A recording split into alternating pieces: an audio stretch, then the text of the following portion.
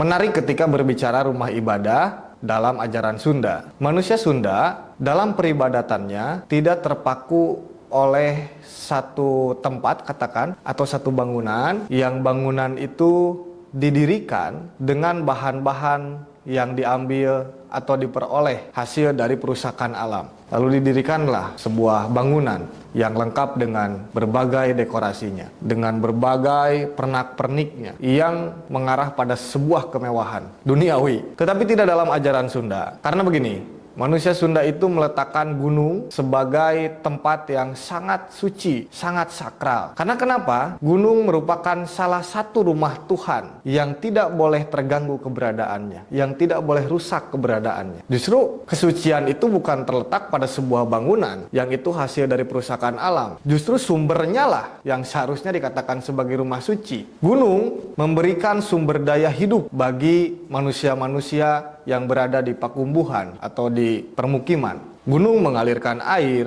gunung memberikan berbagai sumber daya lain yang menunjang kehidupan manusia. Bukankah itu sejatinya tempat yang harus kita jaga, yang harus kita rawat, yang harus kita sucikan? Maka dari itu, di wilayah Jawa Barat, katakanlah masyarakat Sunda ya, dikenal beberapa jenis gunung. Nah, itu membuktikan bahwa masyarakat Sunda sudah memahami jauh sebelum era modern ya, memahami perihal tata ruang. Ada yang disebut dengan hutan larangan, hutan lindung ya kalau bahasa masa kininya, atau hutan tutupan, yaitu hutan yang tidak boleh diganggu ekosistem dan keberadaannya. Lalu ada leuweung tutugan, leuweung garapan, atau leuweung baladehan dan seterusnya. Nah, itu membuktikan keadiluhungan manusia Sunda dalam merawat dan menjaga tatanan hidup atau nilai-nilai hidup, baik secara spiritual maupun secara fisik. Nah, kembali lagi, di mana sih tempat ibadahnya manusia Sunda dan bentuknya seperti apa sih tempat ibadah bangunan Sunda? Jangan diilustrasikan atau jangan dibayangkan berupa bangunan yang megah ya, tidak. Justru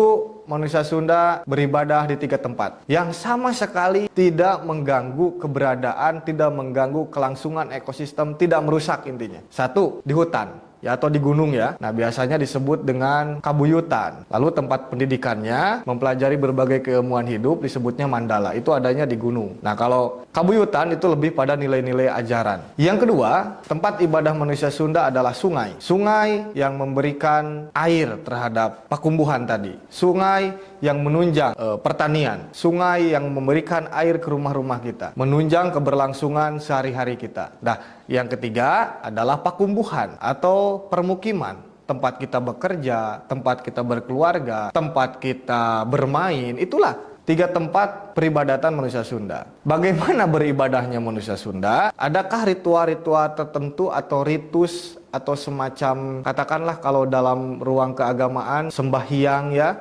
adakah ritual-ritual itu? Ada, tetapi itu juga dilakukan dengan cara-cara yang tidak menentang hukum-hukum alam, artinya tidak berseberangan dengan konsepsi kelestarian, masih di seputar sana. Dan yang paling utama, yang namanya ibadah bagi manusia Sunda adalah praktek dalam kehidupan sehari-hari. Apa itu? Memberikan kemanfaatan hidup bagi sesama makhluk, bukan sebatas manusia dan manusia, tetapi manusia juga dengan alamnya, manusia dengan makhluk-makhluk lain yang ada di bumi ini. Yang kedua, memberikan rasa aman, rasa nyaman, rasa tentram. Karena ibadah itu selain sebuah pengabdian kepada Tuhan, juga agar kita menjadi orang yang tenang, orang yang damai, orang yang tidak mencintai kerusuhan. Makanya perlu dipertanyakan ya, jika kita mengklaim diri kita rajin beribadah, tiap hari beribadah, tetapi keluar dari rumah ibadah, egois kita malah makin meninggi, memuncak begitu. Nah, ini perlu jadi sebuah perenungan ya. Apalagi yang selalu membawa-bawa nama Tuhan ke jalanan, sayanglah nama Tuhan diteriakan atas dasar kemarahan. Kalau begitu Tuhan Anda tidak ada derajatnya dong. Justru Tuhan itu harus diletakkan pada jiwa yang bersih, pada pemikiran yang jernih, pada akal yang sehat dan waras. Nah, selanjutnya bagi manusia Sunda, beribadah adalah memberikan kebahagiaan tentu. Puncak dari raihan hidup ya adalah kebahagiaan. Itu yang paling terpenting, itu yang paling esensi. Karena kita perlu ingat, ibadah itu tujuannya untuk memperbaiki diri juga katanya. Ya artinya, memperbaiki diri itu bukan pada saat laku ritualnya, tetapi pada kehidupan sehari-harinya. Yang harus menjadi bukti nyata, menjadi sebuah karya, menjadi sesuatu yang bisa bermanfaat bagi orang lain, dan seterusnya. Nah, maka dari itu, seyogyanya atau selayaknya, hari ini kita sudah mulai harus sudah harus mulai merenungi, kita harus mulai berpikir secara lebih jauh tentang konsepsi peribadatan ini.